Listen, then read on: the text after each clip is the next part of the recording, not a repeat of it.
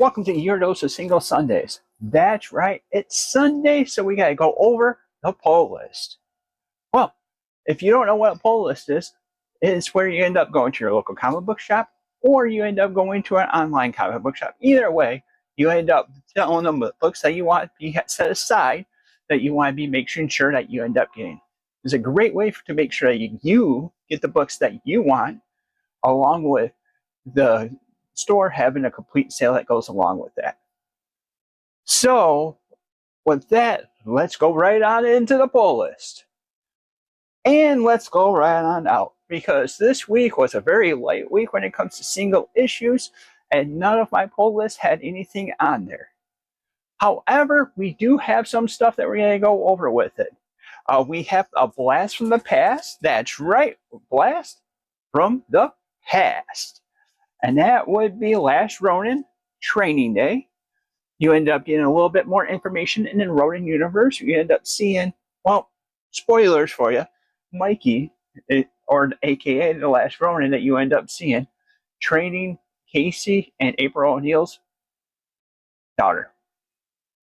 I believe it's Cassie, but either way, they end up training them, and they're actually have a little bit that's going on that, breaking down. But, spoiler alert, she's also training the new Teenage Mutant Ninja Turtles that you end up seeing in the last version of Ronin.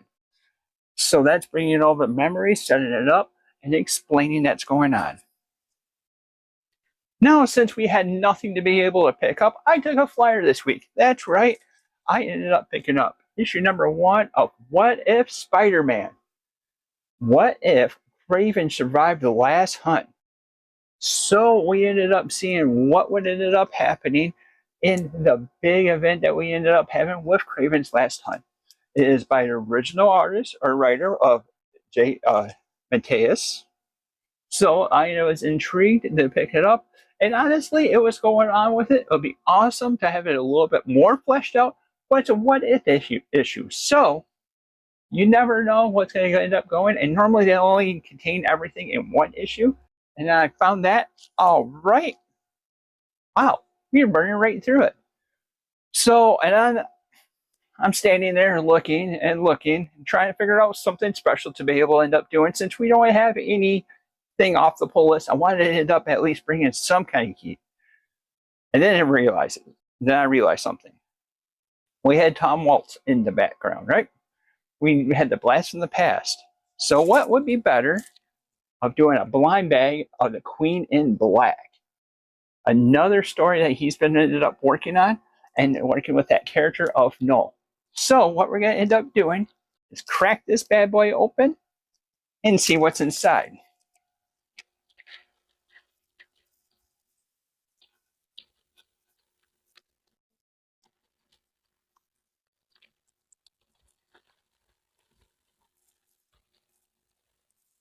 So we have a few of these. Oh, whew. Why am I sneaky these things? We've opened up a few of these guys. So what you end up getting right off the get-go is the book. That's right. And it has this nice little cover that's protecting it. It also ends up saying the event that's going on that you can end up seeing. See, in July, you had number 1. So it's kind of like a little blast in the past. Could continue on with it.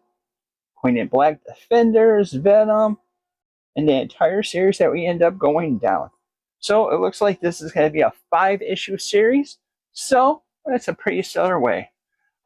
Big things about these covers that they could be anything variants. I believe on the back of the thing you have Art Germ, Stegman that's on there, Jay Lee, Gleason, Peach Momoko, David Marquez, Marvel Rivals, ultra rare mystery covers.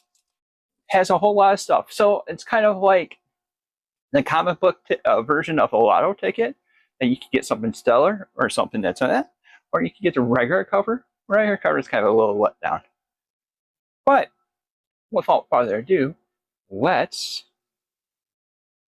see. Ow.